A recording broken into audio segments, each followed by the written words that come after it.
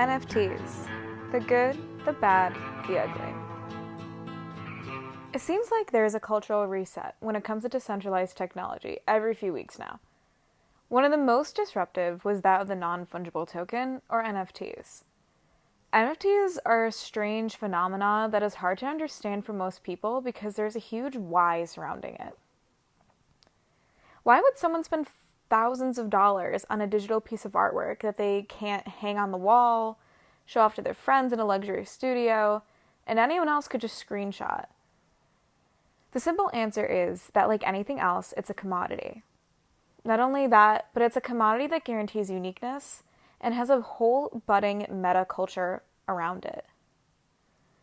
Now, that's not to say that when one buys an NFT, they get the copyright to the image.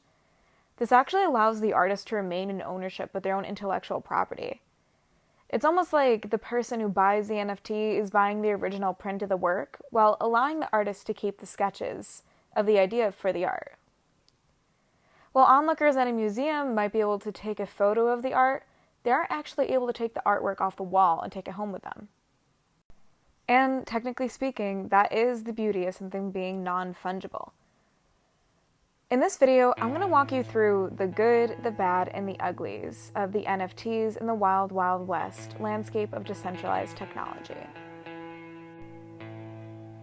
So what is an NFT? An NFT is something that can't be turned into anything else, converted, replaced, or duplicated.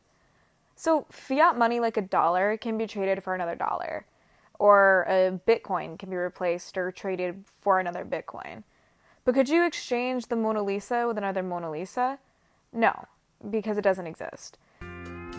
This idea brings us to the good of NFTs.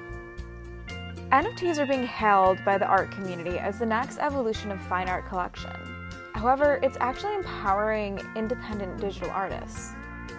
How many times have you been on Google, Tumblr, or Pinterest, and you've seen a piece of art that you like, but you could not find who made it, and you couldn't find products made by that actual person, but you could find plenty of them being sold on Etsy or with the image printed on them for sale?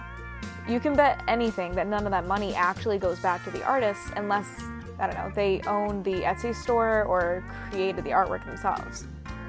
And even then, nothing is stopping the rest of the world from selling the art and using it later. Copyright or intellectual property lawsuits are often impossible to win and too expensive to even endure for many artists. The NFT changes this dynamic dramatically.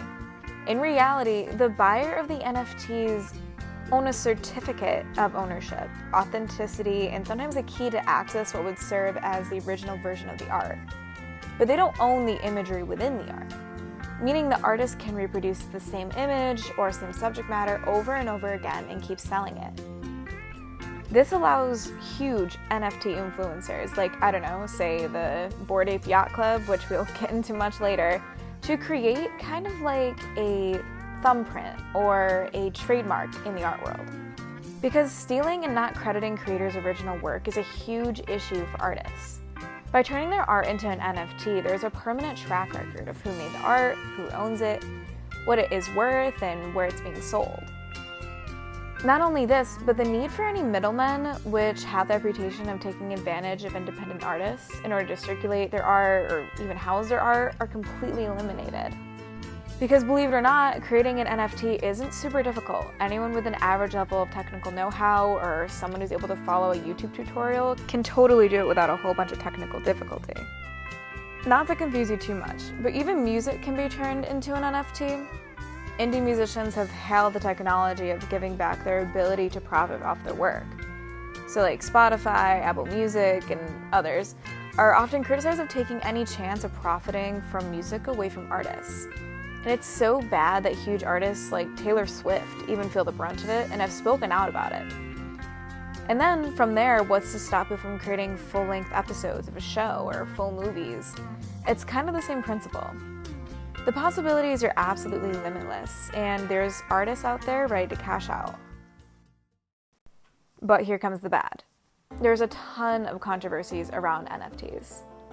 Where artists embark on NFT projects in order to expand their line of merch and intimacy with their audience, take ownership of their own work, or even expand their brand to be represented as a cyberpunk maven.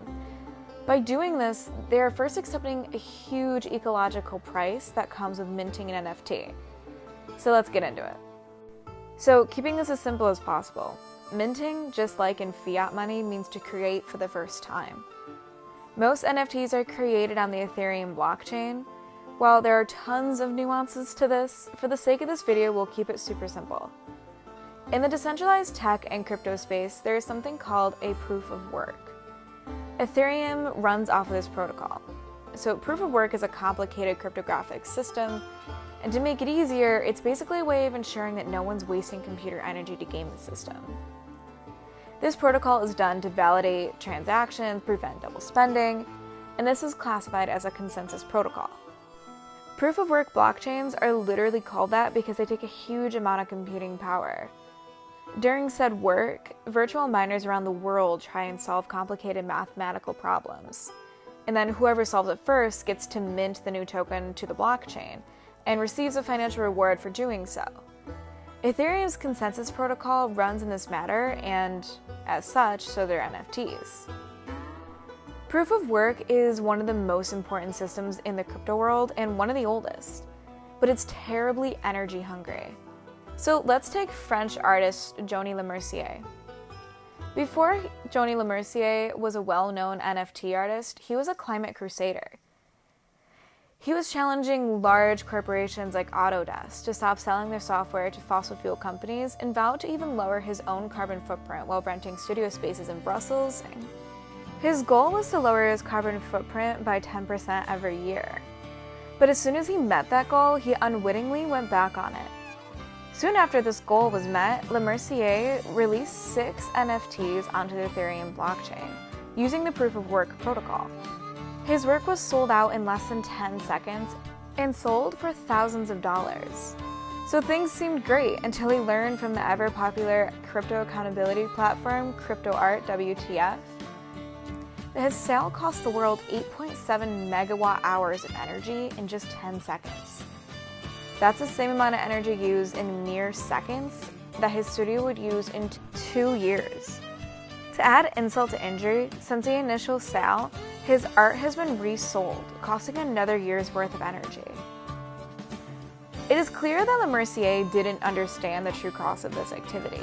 And what's worse is that NFT publishing platforms don't really take the time to explain it to new artists. However, after learning about energy costs of his work, he canceled 2 forthcoming NFT drops, each priced at over $200,000. $200,000 is pocket change for some of these NFT showmen. But who is setting the prices? The answer is the artist, and for many reasons that's really a good thing.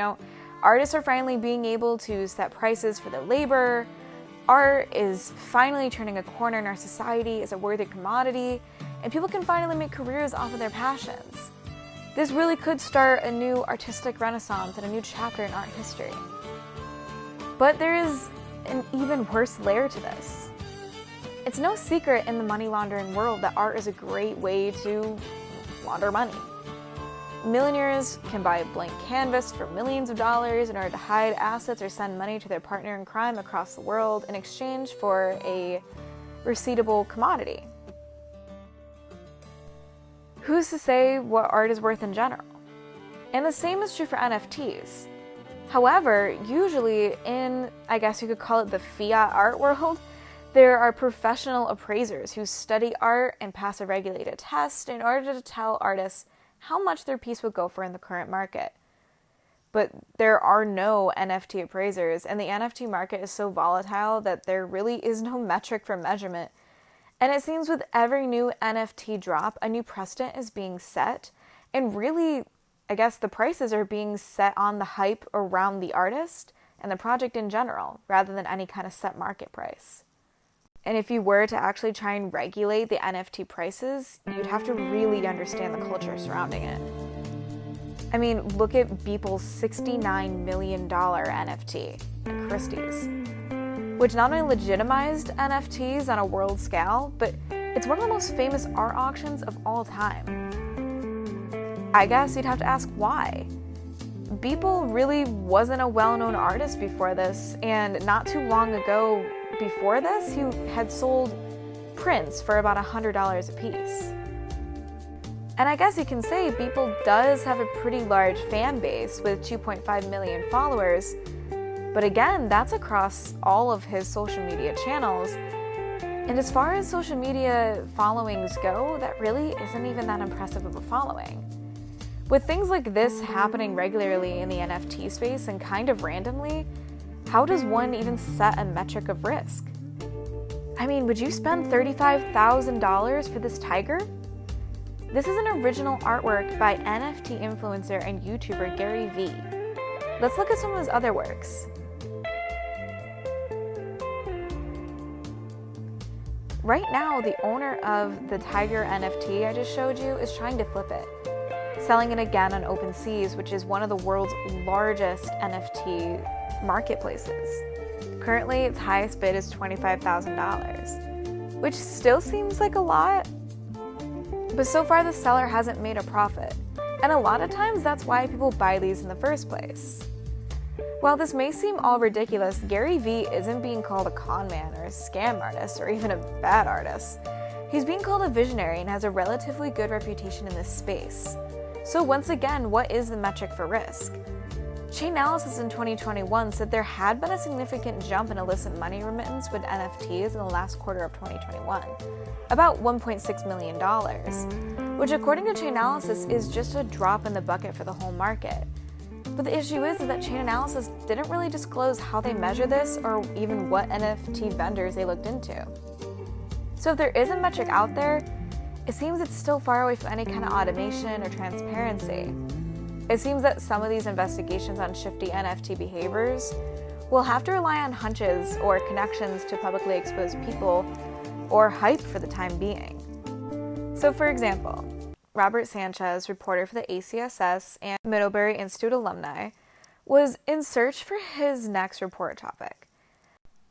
Sanchez realized that family members of sanctioned individuals are getting jobs as art ambassadors at the Hermitage. While looking into this, he saw that the Hermitage launched an NFT art selling campaign where they're selling NFTs for hundreds of thousands of dollars. This made him wonder where that money went. Robert analyzed the movements of the funds, the transaction IDs, and noticed something strange was going on. Sanchez then had to reach out to some of his colleagues at CipherTrace, and after only an hour of investigating, it was clear that the money was being sent through some sketchy exchanges and mixers.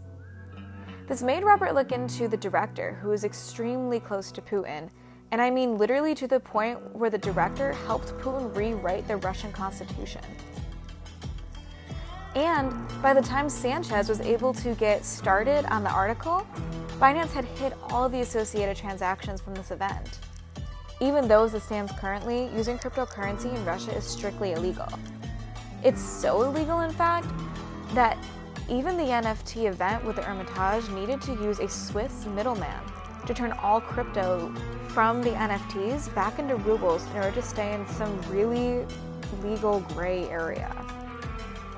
And that same Swiss bank got its start from a huge donation from the third largest bank in Russia, Gazprom Bank. So without any kind of real regulation on the NFT market, you would think that the world's most heinous imagery would be sold as NFTs. But for the most part, you'd be wrong.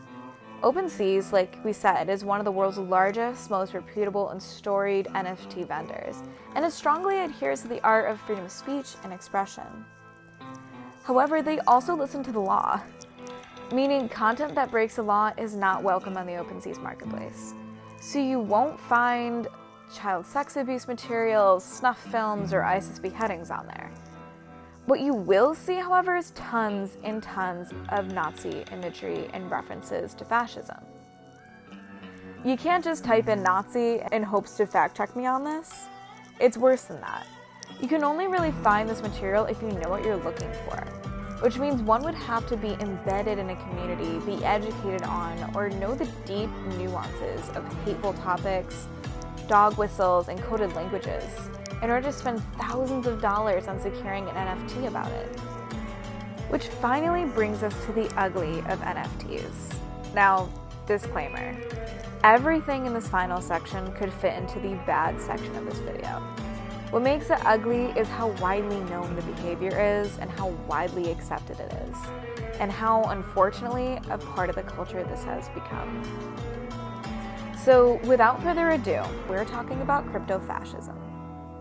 There's a strange corner of decentralized tech fans known as crypto-fascists. Their genesis is largely related to the popularity of cryptocurrency on problematic chat boards like 4chan.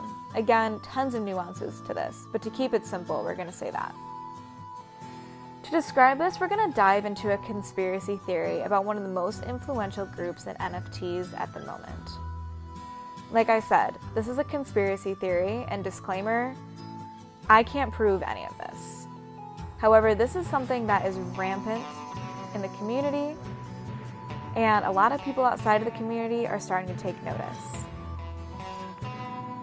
Now, this company has people like Justin Bieber, Eminem, Paris Hilton, and Jimmy Fallon all buying into the hype. And they're called the Bored Ape Yacht Club. At the time, price of their coveted apes was just about $200. Now, each ape can go as high as $230,000. This company also has currently amassed about $5 million. A huge reason for this quick growth is the fact that the Bored Ape Yacht Club fit a very specific niche that actually made their NFTs interactive and have real value outside of the metaverse. The Bored Ape Yacht Club also was selling their apes, included cryptographic puzzles for the community to complete and lead them to prizes. But as their popularity grew, people began to take notice something was a little off about the group. Digital artist and influential personality in the space, Ryder Ripps, is among one of the most critical and outspoken of this group, accusing them of including Nazi images, racist dog whistles, and anti-Semitism into their work. The apes included from the club usually have some kind of specific character traits or imagery that is related to race or includes some kind of military history, and all of this affects how much they're worth and their rarity. Ripps recalls that the term for this throughout history has been called simianization, and was a common dehumanization tactic and has been used against Jews, Black people, Asians, and the Irish all throughout history. This is so clear that there's thousands of people talking about it on social media every time a new ape is released. And if you still think people are overblowing this, look at the striking similarities between the actual logo of the Bored Ape Yacht Club and this Nazi insignia. That's the literal Nazi Totenkopf emblem. What's even more of a dead ringer is that the teeth count in the skull, which maybe seems like nothing to you, is actually a dog whistle in itself. And if you count the teeth in the Bored Ape Yacht Club logo, there's 18 there.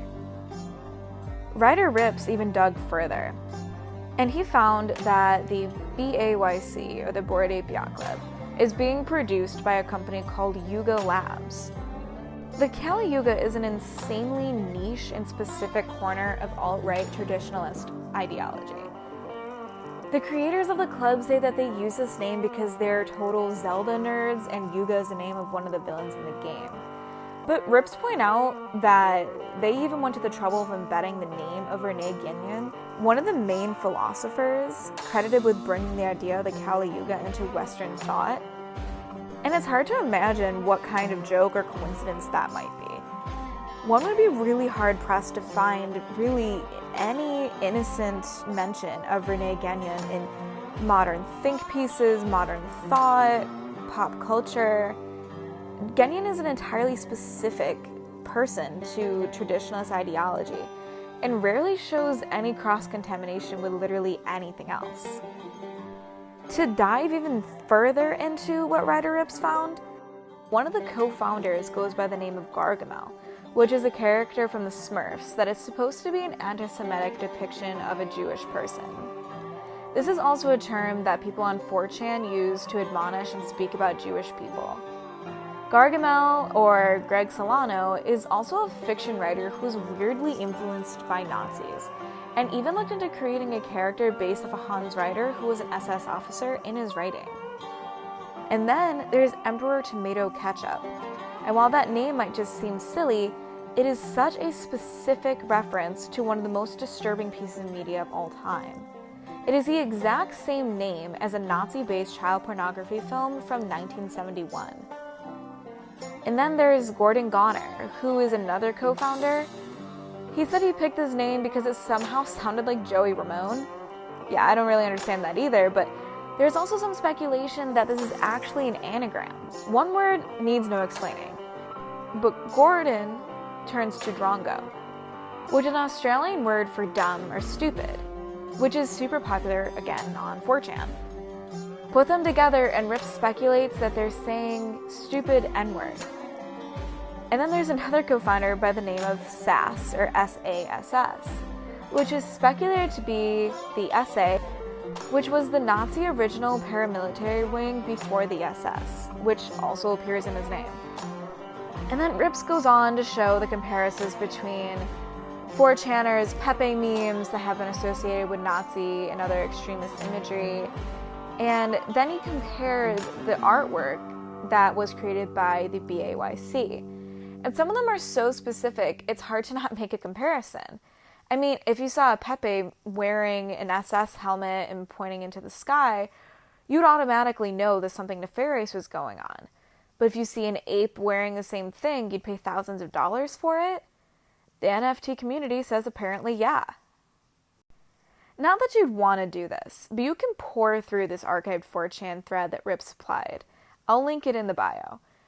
Proving some even more nuanced Easter eggs that make this whole situation even more unsavory, because if you read through the thread, you can actually get a little bit of a taste of this strange culture that permeates through the decentralized landscape.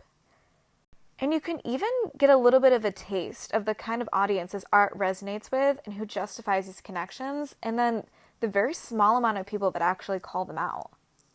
And you'll start to notice that rarely is it people deeply embedded into this community that actually will call out a huge company like the BAYC, and it's usually people on the fringes or totally outside. So there you have it, the good, the bad, and the ugly of the NFT world. So what comes next? Honestly, I don't know. The White House is now just finally taking it serious, with the FBI launching its own cryptocurrency exploratory unit and Biden's cryptocurrency executive order. Maybe someday they'll catch up to the NFT space. But by the time they do, who knows where the Decentral world will be. But I hope that you see that in order to regulate this space, you would have to know the culture. Because unlike other disruptive technologies that pose an existential threat to the status quo, it isn't just technology. NFT influencers and leaders in the space are actively creating a metaverse with its own rules of culture, best practices, etiquette, influencers, where independence, anonymity, and freedom is being championed. But how much is too much?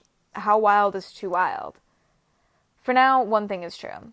NFTs pose as an opportunity, a threat, and most importantly, a wake-up call. Just how far behind the traditional powers are from keeping this environment safe for everyone.